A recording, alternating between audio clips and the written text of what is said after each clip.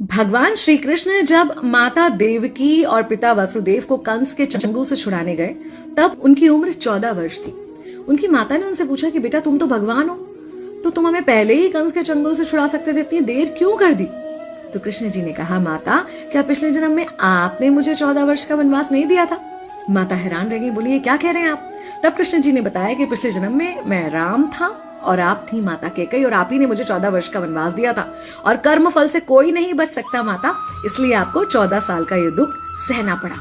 तब आश्चर्यचकित होते हुए माता ने पूछा, तो फिर यशोदा पिछले जन्म में कौन थी?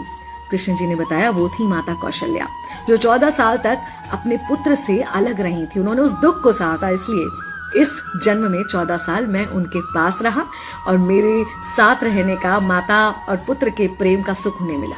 कहने का मतलब यह है कि कर्म फल से ना उस युग में कोई बचा था, ना आज कोई बचेगा। खुद भगवान भी कर्म फल से नहीं